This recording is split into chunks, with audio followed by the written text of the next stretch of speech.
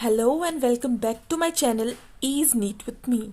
So I am back with part 2 of the chapter Sexual Reproduction in Flowering Plant, which includes the pollen grain. First of all, you should know what is pollen grain. Pollen grain क्या है? Pollen grain is nothing but male gametophyte. Male gametophytes. अब अगर आपको reality में आपने अगर आप अगर बोले कि आपने पोलन ग्रीन देखा है कि नहीं, सो आप सब ने पोलन ग्रीन देखा हुआ है.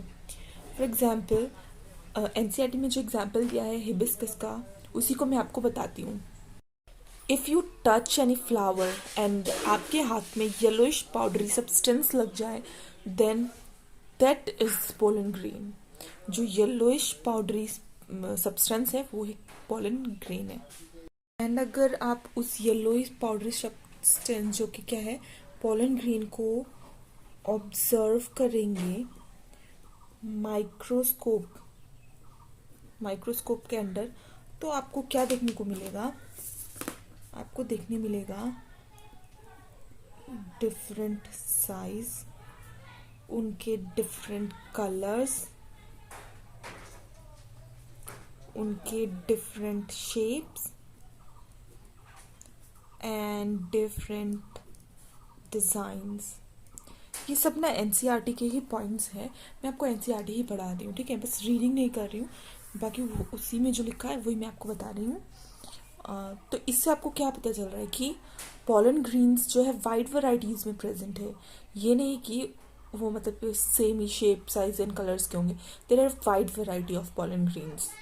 और उसके आप आर्किटेक्चर को देख के समझ ही चुके होंगे और समझ जाएंगे कि वो कितने वैरायटीज़ में मिलता है. और जो एनसीईआरटी में दिया है, इसका डायामीटर जो है 25 to 50 माइक्रोमीटर्स इसका डायामीटर होता है एवरेज, ठीक है? इसके बाद एनसीईआरटी में दिया लिखा है कि जो हमारा पोलन ग्रेन है वो 2 लेयर्ड वॉल होता है. उसका जो वॉल है वो 2 लेयर्ड होता है. One is outer and another is inner. अब इनमें डिफरेंस क्या है वो मैं आपको बताऊंगी. आउटर वॉल को बोलते हैं एक्साइन, इनर वॉल को बोलते हैं इंटाइन, ठीक है? Exine is made up of sporopollenin and intine is made up of cellulose and pectin. अब ये स्पोरोपोलिनिन जो है इट इज़ हाईली रेजिस्टिव, ठीक है? मैं आपको एनसीईआरटी के पॉइंट्स दिखा देती हूँ क्या क्या है इसमें.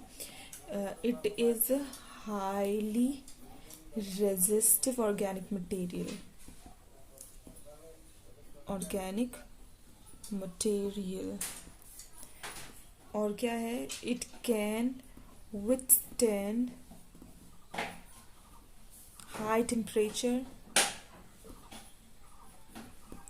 It can withstand strong acids, can withstand strong alkalis. मतलब ओवरऑल मतलब क्या हो गया कि इसको कोई भी डिग्रेड नहीं कर सकता है. जो मोस्ट इम्पोर्टेंट इसको लिखा गया है लाइन वो है कि no known enzyme can degrade sporopollenin. Okay, अब क्या होता है, जैसे कि ये है पोलन ग्रेन, ठीक है?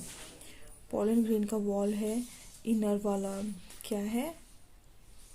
इंटाइन, आउटर वाला एक्साइन, ठीक है?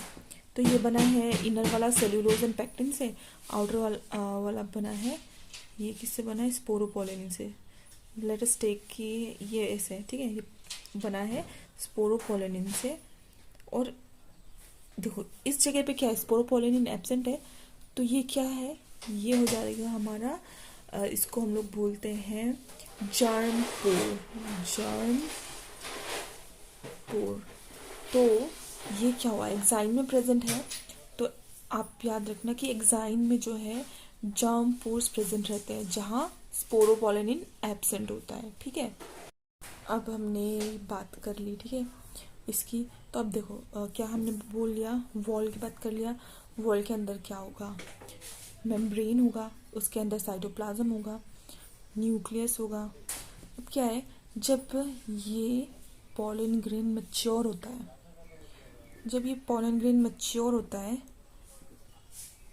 तो इसके अंदर जो है वो क्या होता है, माइटोसिस होता है और ये 2 सेल में डिवाइड हो जाती है, ठीक है। माइटोसिस होगा और ये 2 सेल में डिवाइड हो जाएगी। आपको 2 सेल जो यहाँ दिख रहा है उसमें से एक बड़ा है एक छोटा है। तो जो लार्ज सेल है उसको बोलते हैं वेजिटेटिव सेल, एंड जो स्मॉल वाला सेल है दैट इज जनरेटिव सेल। अब आप इसको क्या बोल सकते हैं, 2 सेल स्टेज। पॉलन ग्रेन का ये 2 सेल स्टेज है, जब ये मैच्योर हो जाता है उसके बाद ये होता है, ठीक है। और कभी कभी क्या होता है, देखो किसी किसी मैच्योर उसमें क्या होता है पॉलन ग्रेन में, सही ये है ना, ठीक है, मैं बता दूं, रुको। किसी किसी उसमें वैरायटी में क्या होता है, ये जो जनरेटिव सेल है ना वही क्या कर लेता है, माइटोसिस कर लेता है और 2 क्या करता है, मेल गेमेट फॉर्म कर देता है। तो ये हो गया वेजिटेटिव। अगर आपको ऐसे दिखाऊं, सॉरी, दिस इज 1, ऐसे मान लो, रुको गड़बड़ हो गया, ये एक सेल हो गया दैट इज वेजिटेटिव और ये 2 जो है वो मेल गैमेट्स हो गए, ठीक है। तो अब ये क्या हो गया, 3 सेल स्टेज।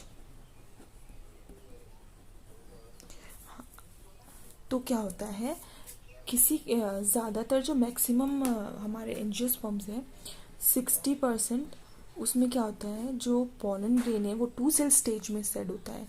रिमेनिंग 40% में 3 सेल स्टेज में जो है वो शेड होता है पॉलन ग्रेन। अब लेट मी चेक इसके बाद एनसीईआरटी में क्या दिया है। अच्छा, इसके बाद दिया है पॉलन एलर्जीज। पॉलन एलर्जी, तो पॉलन एलर्जी है क्या, बहुत सारी स्पीशीज जो है, ठीक है, प्लांट्स के, फ्लावर्स के, वो क्या करता है, एलर्जी कॉज करता है, रेस्पिरेटरी डिसऑर्डर कॉज करता है, जैसे कि एज्मा, ब्रोंकाइटिस, ठीक है। तो ये सब आते हैं पॉलन एलर्जीज के अंदर, क्योंकि पॉलन जो है वो एलर्जी कॉज करते हैं। अब इसमें जो एग्जाम्पल है जो पॉलन एलर्जी कॉज करते हैं, उसमें जो एग्जाम्पल एनसीईआरटी में दिया है दैट इज पार्थेनियम। और ये पार्थेनियम जो है, सॉरी एवरीवन, लाइट चली गई थी, so we are back here. इसमें मैं एग्जाम्पल बता रही थी आपको, जो मोस्ट इम्पॉर्टेंट एग्जाम्पल है दैट इज पार्थेनियम। और आपको मालूम है ये पार्थेनियम जो है इंडिया में कैसे आया था, विथ imported wheat। तो आप इसे याद रखना कि पार्थेनियम इंडिया में आया था इम्पोर्टेड व्हीट के साथ, ठीक है। तो ये क्या है, और एग्जाम्पल जो है पॉलन एलर्जी कॉज करने वाला है दैट इज कैरेट ग्रास, इसी को बोलते हैं, ठीक है, पार्थेनियम इज कैरेट ग्रास। तो ये सब एग्जाम्पल्स हो गए। वन मोर थिंग जो मैं आपको बताना भूल गई थी, सॉरी फॉर दैट, अब मैं बताती हूँ। देखो यहाँ पे जर्म पोर्स क्यों है, यहाँ पे क्यों कंटिन्यूस नहीं है ये, यहाँ पर एब्सेंट क्यों है स्पोरोपोलेनिन। देखो स्पोरोपोलेनिन जो है वो बहुत रेजिस्टिव है, तो जब ये मैच्योर हो जाएगा, मेल गैमेट फॉर्म होगा इसमें, तो मतलब कि पॉलन ट्यूब इसके अंदर से रिलीज करने के लिए गैमेट्स को, पॉलन ट्यूब जो है वो जर्म पोर्स से रिलीज होगा, ठीक है। और एक चीज़ शायद मैंने नहीं बताया, जैसे कि आप जानते हैं sporopollenin is a very resistive organic material, तो इसी की वजह से जो पॉलन ग्रेन्स हैं उसको हम प्रिजर्व करके रख सकते हैं एज फॉसिल्स, ठीक है। तो आप समझ सकते हैं ये सब कहाँ पहुँच गए हम।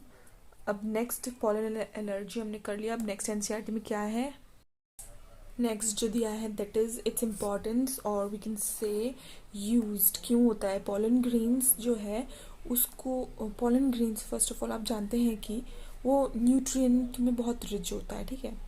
पोलन ग्रेन्स को पाया गया है कि वो बहुत रिच होता है न्यूट्रिएंट्स में, सो उसे यूज़ करते हैं एज अ फूड सप्लीमेंट। और हमें क्या मिलता है उसका, टेबलेट्स या सिरप्स के फॉर्म में हमें पोलन ग्रेन्स अवेलेबल है मार्केट में। एंड इसका कंजम्पशन से क्या होता है, जो परफॉर्मेंस है किसी एथलीट की या रेस हॉर्स की वो इंक्रीज हो जाती है। तो इसका जो कंजम्पशन है दैट इज़ प्रोहिबिटेड, कि मतलब कि वो हो जाएगा ना इलीगल, कि हम रेस में पार्ट ले रहे हैं और हमने कंज्यूम करके हम रेस जीत रहे हैं, सो इसको करेक्ट नहीं माना जाता है। Its consumption increases the performance of athletes and race horses, ठीक है।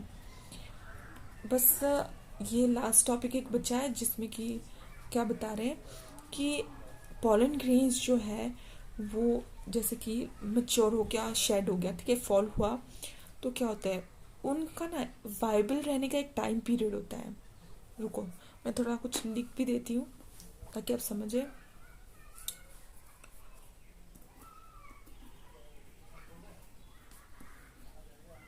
पोलन ग्रेन जो है देखो वो शेड हुआ, तो इसका क्या होता है, they have a viability period, और ये different members, different varieties of plants के लिए डिफरेंट होगा ये पीरियड, ठीक है। किसी में हो सकता है कि सिर्फ 30 मिनट्स ही हो वायबिलिटी, किसी में 4 मंथ्स हो सकता है वायबिलिटी। जो एनसीईआरटी में दिया हुआ है 30 मिनट्स वायबिलिटी किसका है, wheat and rice, and 4 months जो वायबल रहते हैं वो members of Rosaceae, members of Leguminosae, members of Solanaceae. अच्छा कुछ एग्जाम्पल जैसे कि रोजेसी में आ जाएगा रोज, पीच, एप्पल, लेग्यूमिनेसी में आ जाएगा पी, ल्यूपिन एक्सेट्रा, और सोलेनेसी में जो पोटैटो, टोमेटो, एग प्लांट ये सब इसके अंदर आएंगे, ठीक है।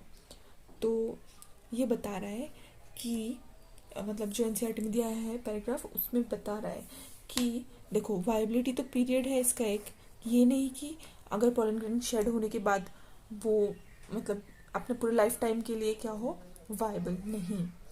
तो देखो हमें फर्टिलाइजेशन करवाना है, तो फर्टिलाइजेशन कब होगा, जब ये पोलन ग्रेन स्टिग्मा पे लैंड करेगा उसके वायबल पीरियड में, तभी जाके फर्टिलाइजेशन होगा। सो बस यही था। और ये लास्ट वन थिंग जो इम्पॉर्टेंट है दैट इज कि हम पोलन ग्रेन को स्टोर करके रख सकते हैं for years. Pollen grains can be stored for years in liquid nitrogen in -196 degree Celsius. कहाँ पर स्टोर करते हैं, जैसे कि सीड बैंक होता है उसी तरह पे पोलन बैंक्स भी होता है, जहाँ पे क्रॉप ब्रीडिंग प्रोग्राम्स के लिए, आर्टिफिशियल फर्टिलाइजेशन के लिए इसको यूज़ करते हैं।